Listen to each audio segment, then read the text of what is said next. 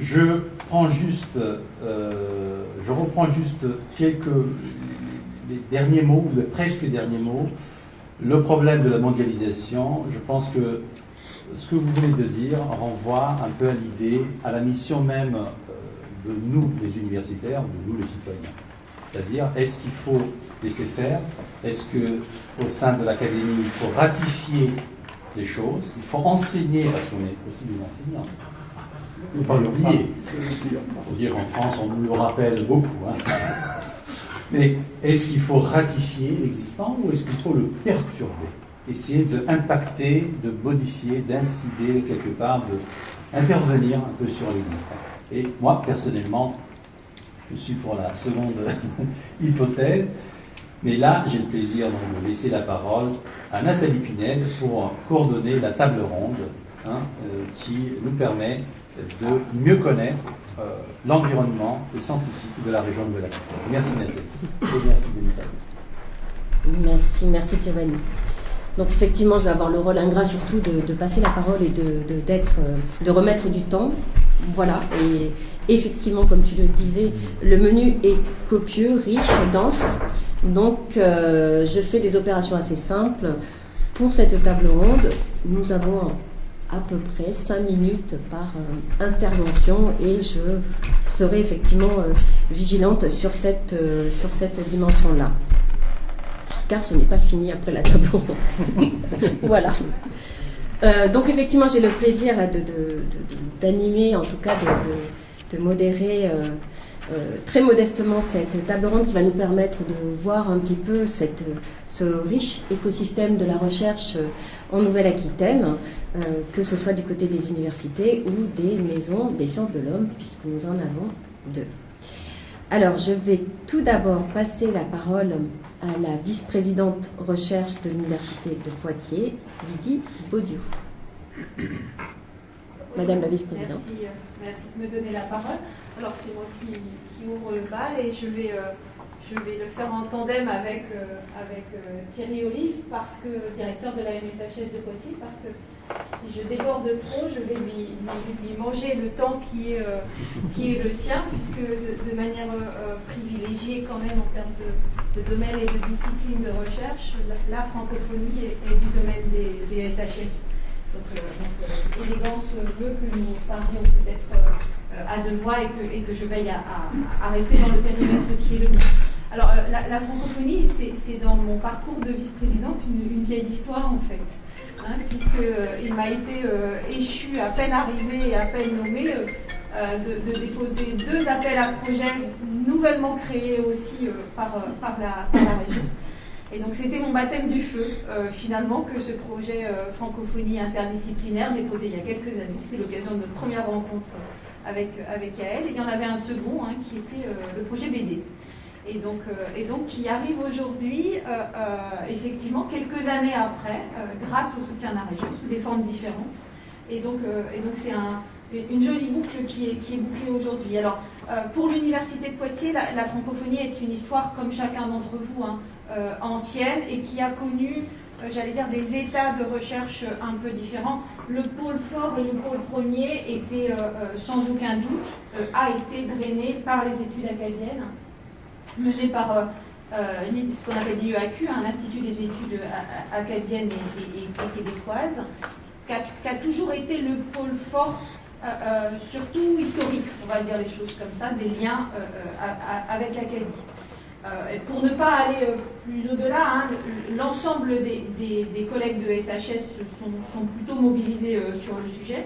Ce qui m'intéresse ici, moi, c'est de vous donner 2 autres options différentes qui avaient été en cours de discussion avec Frédéric, que je suis ravie de revoir aujourd'hui, lors du début de la création de ce projet.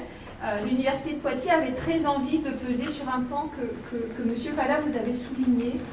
C'est la francophonie des modèles et des savoir-faire. C'était quelque chose qui nous importait particulièrement, à savoir des disciplines que sont le droit, les sciences politiques ou l'économie, puisque nous avons à l'université un gros pan du droit en particulier, rassemblé sous forme de juriscope, qui travaille particulièrement sur les droits, les traductions des droits. Je vais garder le pluriel là et peut-être enlever la majuscule du droit, qui essaime finalement ce que vous avez rappelé avec beaucoup de justesse, et sans doute mieux que moi, l'administration, l'économie, les constitutions, et qui font que d'une manière pérenne finalement, si on regarde la plupart des constitutions, ou des droits du commerce, ou des droits portuaires, par exemple de l'Amérique du Sud, ou du Japon, par exemple, ils sont totalement calés sur des textes juridiques, ou des constitutions, évidemment, et vous avez parlé du code napoléonien. Donc c'était quelque chose sur lequel on avait longuement parlé avec Frédéric, et qui voit aujourd'hui un axe de ce pan de la francophonie. Enfin, je terminerai pour ne pas aller au-delà du temps qui est le mien. J'ai bien vu que vous étiez maître du temps. L'université de Poitiers a la chance d'être titulaire d'une chaire Sangor. La dernière qui a été attribuée. Oui, la dernière. La titulaire est Ariane Lemoine, qui est une maître de conférence de littérature nord-américaine. Et on s'enorgueillit de cela, d'être les derniers candidats, et pour l'heure, en tous les cas. Et cette chaire est hébergée à la MSHS de Poitiers, ce qui me fait, moi, la possibilité, si c'est commode pour vous, de donner la parole à Thierry Olive. Ça nous permettra de faire le tour de l'Université de Poitiers. J'ai quand même oublié qu'on avait veillé quand même, dans le travail qui a été fait par chacun d'entre nous, à regarder quels étaient les collègues, les axes de recherche. On est allé assez loin, puisqu'on a des collègues de Migrinter, évidemment, mais ils étaient attendus là-dessus, mais des collègues du gros laboratoire PPRIM, qui est le laboratoire plutôt d'aéronautique et transport, qui étaient particulièrement actifs dans les premiers temps, je ne sais pas s'ils le sont toujours, et des collègues qu'on attend moins. C'est un laboratoire qui est le laboratoire MOVE, qui est un laboratoire qui travaille sur l'autonomie et le bien-être. Je pense particulièrement à Laurent Bosquet, qui travaille beaucoup sur l'espace francophone de manière générale. Il était la semaine dernière à un colloque à Durban, justement. Il faut croire qu'il est là des endroits pour bien recevoir, on va dire les choses comme ça. Et c'était au titre de la francophonie, avec des axes particuliers qui sont traités sous cet angle-là. Donc, je voulais vous dire, voilà, on sort un peu des SHS, mais je voulais pas les oublier, mais je laisse la parole à Thierry. Pardon de vous avoir un peu... C'est parfait. Si vous faites mon travail, c'est parfait. Donc, je viens de prendre la parole, c'est effectivement sans changer avec l'ordre que vous aviez prévu, comme ça on va se compléter, le duo, puis je vais aller effectivement un petit peu plus dans le détail de ce que vient de dire Lydie Baudiou. Donc effectivement, je suis le directeur de la MSHS de Poitiers, et je rappellerai un point important des maisons des sciences de l'homme, c'est qu'elles sont pluridisciplinaires et elles visent à développer la pluridisciplinarité. Et en ce sens, effectivement, les MSHS, pour l'Université de Poitiers, en tout cas l'Université de Poitiers, la MSHS est le lieu principal de croisement de toutes ces influences et de toutes ces disciplines en sciences humaines, économiques et sociales. Et ça permet d'appréhender des programmes qui, de façon très riche, de façon diversifiée, évidemment. Alors, pour revenir à la MSHS de Poitiers, puis au réseau régional de recherche, je vais essayer d'être plus large pour revenir vraiment très spécifiquement au réseau. Peut-être commencer par dire que la MSHS de Poitiers connaît bien ces réseaux, puisqu'on en héberge deux, le réseau régional sur la bande dessinée, puis le réseau régional sur le numérique pour l'éducation. On est impliqué dans d'autres réseaux régionaux aussi qui sont au-delà des sciences humaines, mais qui peuvent être aussi dans les sciences humaines comme Francophonia.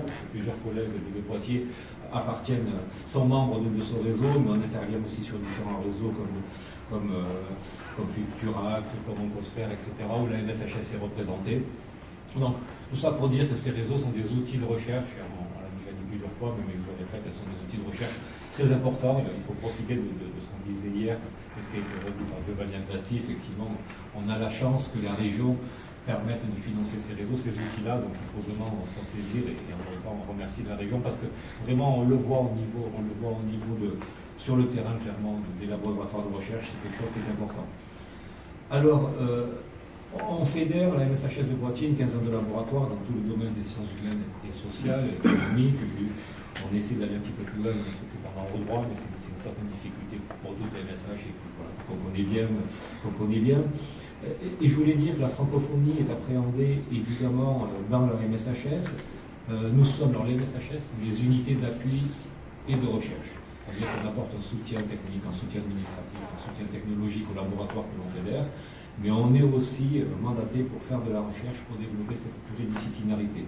Et nous avons donc des axes de recherche à la MSHS de Poitiers, dont un axe qui traite justement des patrimoines culturels, des mobilités, des patrimoines, des mobilités culturelles, et dans laquelle on retrouve une grande partie des travaux sur la francophonie, en particulier à partir d'un angle qui est un angle que j'ignorais, je ne suis pas linguiste, je suis psychologue cognitiviste, donc un petit peu dans ces domaines-là, mais j'ai découvert un vocable qui est très intéressant, c'est ce qu'on appelle les langues modines.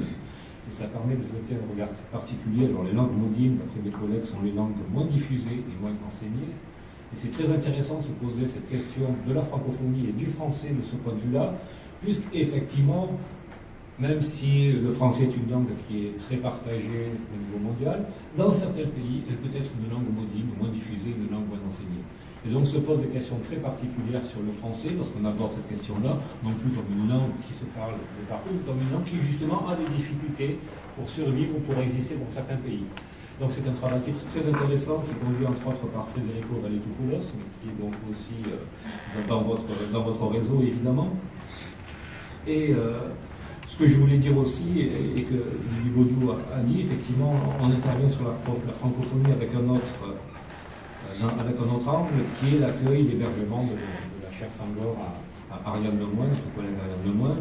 Et donc c'est une chaire qui est attribuée par le réseau international des chaires Sangor, qui est un réseau qui est rattaché à l'OIF. Et nous sommes évidemment très ravis d'avoir cette chaire Sangor qui d'une part, est une très grande reconnaissance pour tout le travail qui a été effectué avec l'IEAQ sur l'espace nord-américain canadien, la comparaison avec le Grand Ouest français aussi, entre autres, mais l'éducation plus large sur le sud américain des États-Unis, évidemment. Donc un travail très très important avec l'Institut des études acadiennes et québécoises, comme ça a été mentionné, et en parallèle de ce travail-là, d'une façon plus précise, on a aussi un centre de documentation à la MSHS, et on a ce qu'on appelle des collections. Et on a, entre autres, parmi ces collections, des collections d'excellence qui sont valorisées par ce qu'on appelle le Colex Percé, qui sont reconnues au niveau national comme étant des collections d'excellence.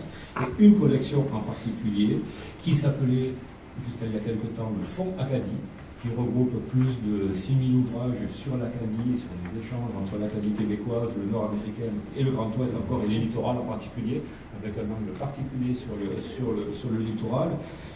Alors ce fonds Acadie est devenu un fonds franco-oralité. C'est un fonds dans lequel les collègues, en plus du fonds documentaire, sont en train de collecter, de rassembler des enregistrements oraux qui se font directement dans l'Acadie, qui sont des sources, évidemment, vous avez très bien compris, qui sont des sources culturelles fondamentales, des sources patrimoniales fondamentales pour préserver et avoir une histoire de ces langues-là, et en particulier de l'usage de ces langues-là. C'est ce qui est très intéressant sur ces sources-là, évidemment. On sort des dictionnaires académiques, des approches académiques, notamment dans l'usage, et on retrouve donc des accents, des intonations, des deux mots, la façon d'utiliser le lexique, le vocabulaire et la syntaxe. Et ce fonds franco-oralité a été récemment aussi étiqueté collection d'excellence, avec le nouvel appel Colex, qui va nous permettre non seulement, au-delà de la mise en valeur de la collection d'excellence, mais aussi de développer des outils qui vont être des outils d'exploitation. Et normalement, on devrait pouvoir, les collègues, pour la MSHS, mais les collègues qui travaillent sur cette question, ont déjà commencé ce travail et ça devrait être disponible dans les mois qui viennent, mettre en place une plateforme sur Internet qui permettra d'interroger le fonds franco-oralité avec tous les outils des corpus, évidemment, qu'ils soient écrits ou oraux. Donc on travaille vivement à cette question-là parce qu'encore une fois, c'est une question qui est fondamentale pour la culture et la francophonie. Et puis je voulais aussi finir par dire que cet angle-là, ce qui nous intéresse, et si la chaire a été portée aussi à la MSHS, à la fois par un souhait de la présidence, mais aussi par un souhait des collègues, c'est effectivement la pluridisciplinarité. Et pour finir mon intervention, je vais simplement vous dire quelques disciplines qui sont impliquées dans ces travaux sur l'Acadie et ce qu'on appelle donc nous maintenant le Fonds Acadie, la franco-oralité. Donc évidemment la littérature, la linguistique, des collègues civilisationnistes, et bien entendu, des collègues historiens, des collègues géographes, des collègues économistes qui s'intéressent à l'économie dans ces pays-là, dans ces régions-là particulières, des collègues de droit. et des collègues qui viennent des sciences dures. Alors je ne citerai pas toutes les différentes disciplines. Lydie Baudio l'a mentionné avec le laboratoire MOVE, qui sont des collègues qui viennent de sciences du sport, mais on a aussi des collègues qui viennent d'informatique, des collègues qui viennent de mathématiques, qui travaillent sur ces questions-là de modélisation, d'interface de plateforme. Et c'est un sujet qui est maintenant devenu vraiment très pluridisciplinaire, au-delà des sciences humaines, ce qui est très très intéressant. Voilà un petit peu comment la MSHS s'installe sur la francophonie, est installée depuis quelque temps avec l'IEAQ, mais s'installe, puis prend place et peut apporter sa contribution évidemment à ce réseau régional francophonie. Merci beaucoup pour ce beau duo improvisé, cette présentation à deux voix sur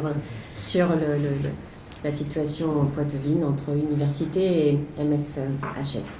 Alors sur la MSH, effectivement, j'en profite pour signaler que nous n'aurons pas la présentation malheureusement de la MSH de Bordeaux, puisque il y a une impossibilité à Maxime de la Verne-de-Lage d'être présent. Donc voilà, vous aurez porté, Monsieur Olive, la seule voix sur la MSH qui représente la dynamique MSH au niveau de cette table ronde.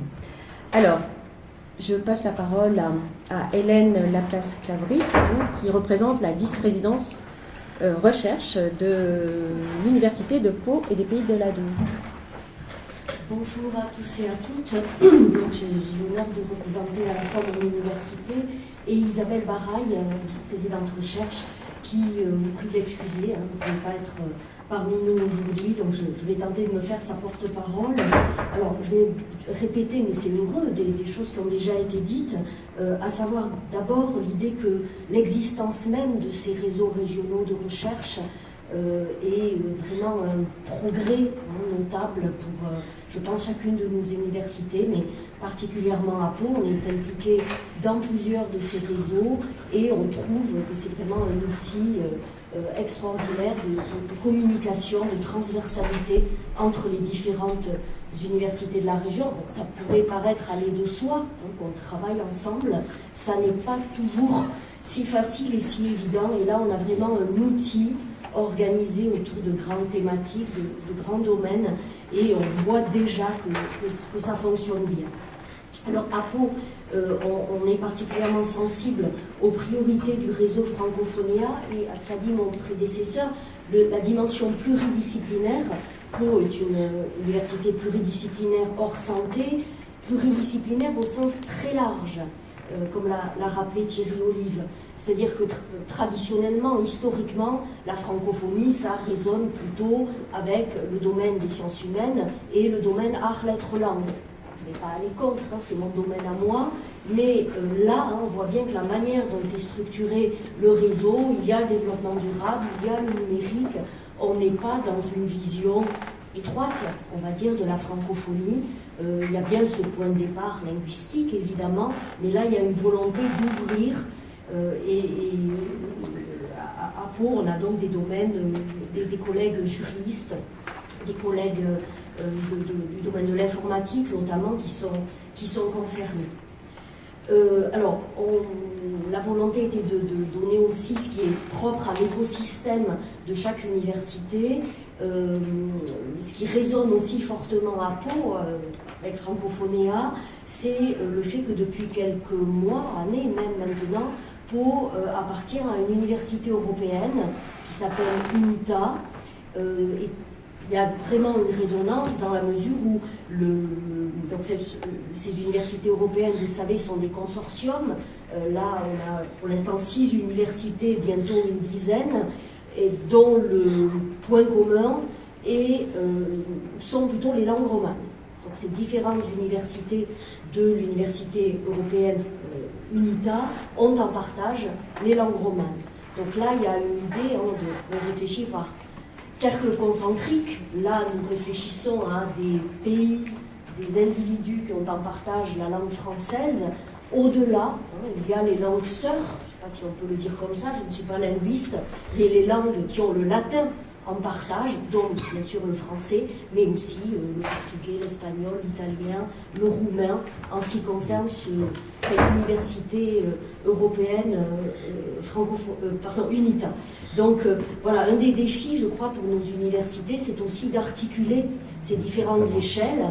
L'échelle régionale est fondamentale, elle a toujours été et doit le rester, mais on a cette échelle européenne qui est appelée, je crois, à prendre de plus en plus d'importance, et c'est très heureux à nous de trouver peut-être les bons modes de circulation, les bons modes de communication aussi, tout simplement, pour que chacun sache ce qui se fait dans les autres domaines et aux autres échelles.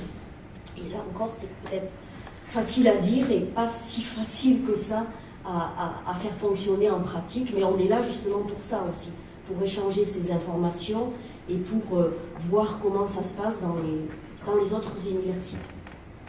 Voilà, je ne sais pas si j'ai épuisé mes 5 minutes, mais je m'entends. C'est impeccable, je crois que j'ai mis la pression à tout le monde. Merci beaucoup.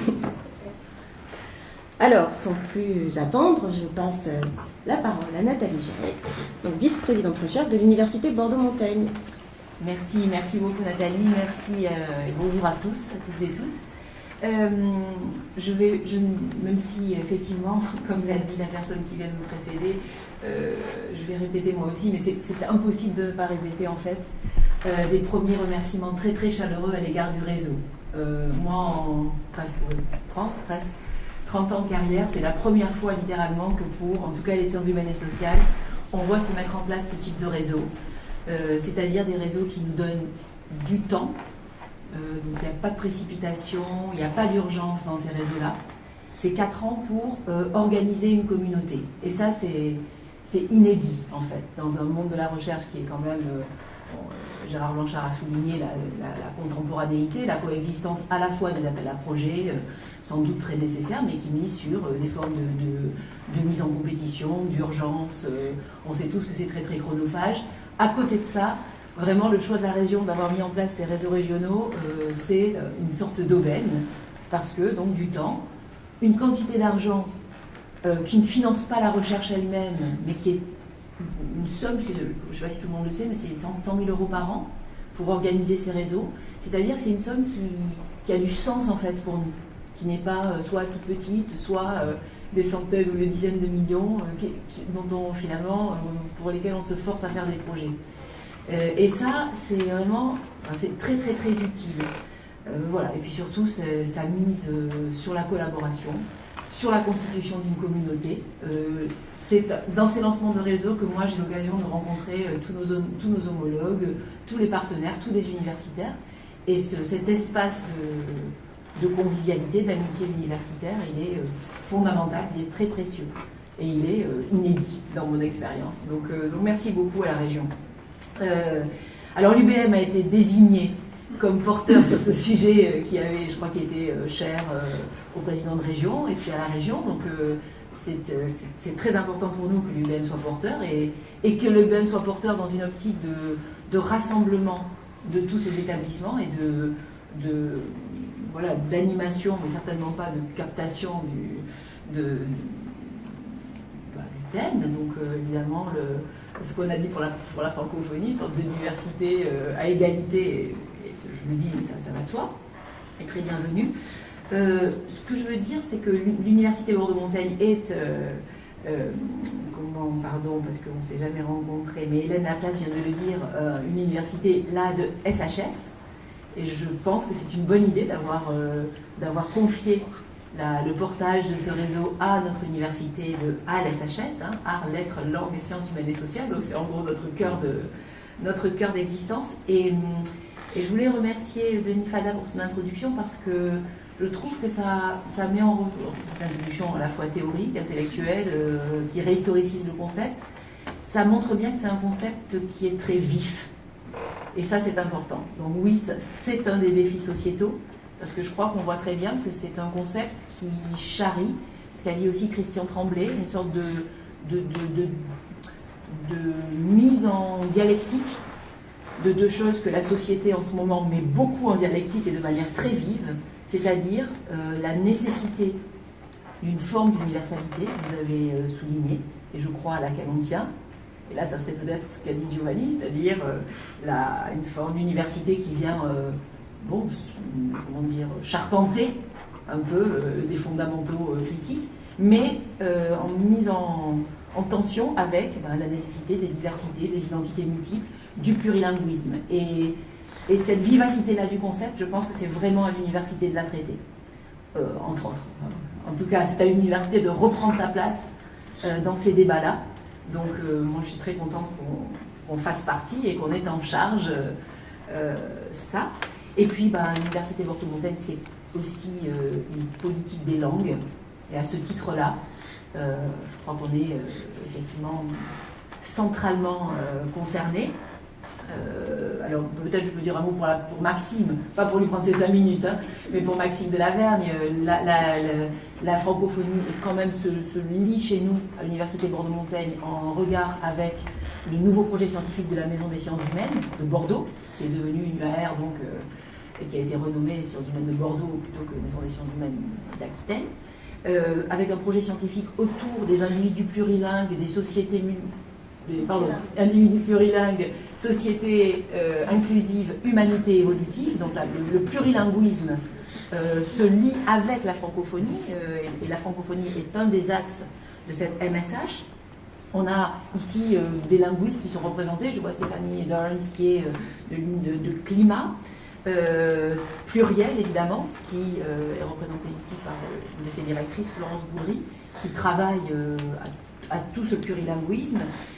Donc, CLÉ et ICARE, qui sont aussi deux unités de langue et de linguistes qui viennent évidemment charpenter l'étude de ce concept, et puis avec une sorte d'élargissement du pur côté culturel, linguistique, humaniste de la francophonie, des nouvelles unités qui interviennent très très fortement. J'ai en face de moi Nathalie Punel et Alain Kiyindou, le MICA, avec notamment le côté digital et aussi un ancrage assez africain de cette étude dans le MICA grâce au travail d'Alain est très important. Et puis peut-être je peux finir aussi par un grand pôle bordelais. Alors, on a des gens qui travaillent sur le Canada à Bordeaux. Je pense notamment à Bernadette Rigal-Célard depuis longtemps, classiquement, ou à Jean-Paul Gabillier. Mais l'histoire de l'université Bordeaux-Montaigne repose beaucoup aussi sur le travail autour des Afriques. Et c'est un domaine qui est très très très redynamisé avec la nouvelle tutelle du LAM, les Afriques dans le monde pour l'université Bordeaux-Montaigne, et puis un travail sur les Afriques autour de Sylvain Racco, très pluridisciplinaire, qui vient aussi faire écho à la francophonie, avec les Afriques comme axe prioritaire, mais comme groupe émergent de travail très très fort. Voilà, donc c'est un champ très très foisonnant pour nous. Et puis je termine moi aussi en remerciant les personnels de Bordeaux-Montaigne parce qu'ils sont très impliqués dans le portage de ce réseau, les personnels en général, Giovanni bien sûr qui porte le réseau, avec l'aide du monde, merci à Yael. Évidemment, tu n'es pas à Bordeaux-Montaigne, mais tu es beaucoup avec nous sur ce dossier. Et puis Giovanni a raison, c'est Frédéric Boutou qui a lancé ce travail-là et cette structuration du réseau. Merci beaucoup, parce qu'effectivement, la maison était très meublée quand Giovanni et moi, on était arrivés sur cette question. Donc voilà, merci. Je ne vais pas compter, mais c'est à peu près ça. Très, très, très bien. Non, merci beaucoup Nathalie. Merci aussi d'avoir pris un peu de temps pour présenter un peu les nouveaux objectifs et la programmation scientifique de la MSH de Bordeaux, la nouvelle MSH de Bordeaux.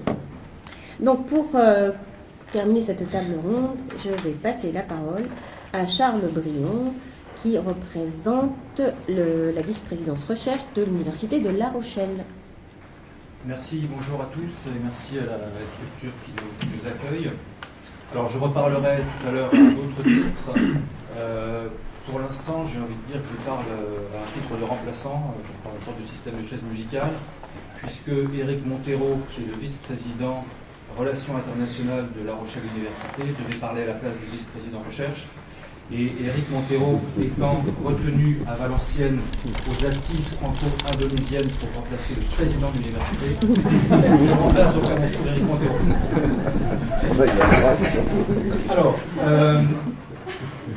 Je peux néanmoins dire quelques mots en son nom parce que je suis le directeur adjoint aux relations internationales du Collégium de La Rochelle Université.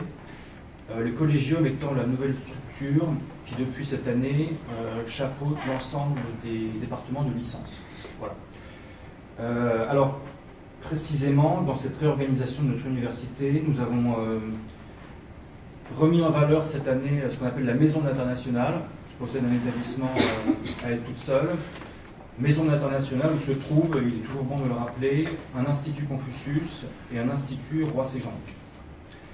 Alors, dans le cadre de ce que Éric Montero m'a demandé de rapporter, il a voulu mettre l'accent sur 3 exemples en particulier de nos coopérations, sachant que La Rochelle Université est une université récente et, j'ai envie de dire, par nécessité, elle a toujours été très ouverte et donc très axée sur l'international, non seulement sur la façade américaine, à la fois nord et sud-américaine, mais aussi toujours très axée sur l'Asie du Sud-Est, historiquement. Alors, 3 cas donc, sont particulièrement intéressants. D'abord le cas du Vietnam, avec lequel nous avons un double diplôme, notamment avec l'IFI et le STH, et nous y avons une coopération décentralisée portant sur la valorisation des patrimoines. Autre cas important, c'est le cas du Sénégal. Là aussi, nous avons un double diplôme, nous co-encadrons des thèses, nous participons au campus franco-sénégalais et nous pratiquons une coopération décentralisée portant sur le tourisme durable et la gestion du patrimoine culturel. Dernier exemple qui sera plus général, historiquement, c'est le cas donc, de l'Amérique latine, avec de nombreux cas de double diplôme, y compris au Costa Rica, de nombreux co-encadrements de thèses, et historiquement, la pratique d'une coopération en matière de recherche autour d'un naturaliste rochelais qui s'appelle Aimé Bonpland, un naturaliste du XIXe siècle. Alors je voulais terminer en mettant l'accent sur 2 choses, qui vont d'ailleurs recouper ce qui vient d'être dit par mes collègues. La première chose, c'est que, comme l'Université de Pau, nous sommes engagés dans une université européenne qui s'appelle Connexus, qui rassemble un certain nombre d'universités littorales. Donc, je ne vais pas toutes les citer, mais par exemple, il y a Athènes, il y a Rostock, il y a Waterford, il y a Chypre. Voilà. Donc, on est à ce titre, là encore, naturellement ouvert évidemment sur l'extérieur. Et la dernière chose que je voulais mentionner, c'est la pluridisciplinarité. C'est Gérard Blanchard qui est le premier en a parlé aujourd'hui, c'est le premier qui a utilisé ce terme. Ça ne m'étonne pas puisqu'il est mon ancien président de l'Université de La Rochelle. Et j'ai vu que ensuite, effectivement, ce terme a été de nombreuses fois repris. Là aussi, la taille de notre université, son existence récente font que je pense que nous ne pouvons travailler que dans le cadre de cette pluridisciplinarité que j'appelle particulièrement de mes voeux à titre personnel. J'en reparlerai tout à l'heure. Ma discipline, c'est la littérature comparée, donc elle est naturellement orientée sur le partage des écritures, le partage des cultures. Nous avons déjà des cas à La Rochelle de travaux conjoints entre littéraires, entre linguistes, entre civilisationnistes, entre historiens et géographes, pour reprendre ce qui a été dit par mes collègues. Et ce qui a lieu déjà sur le plan local, eh bien moi j'aspire à ce que ça ait lieu évidemment sur le plan régional, et donc à ce que ces liens entre les différentes disciplines puissent s'étendre aux autres universités de ce réseau Nouvelle-Aquitaine. Merci beaucoup.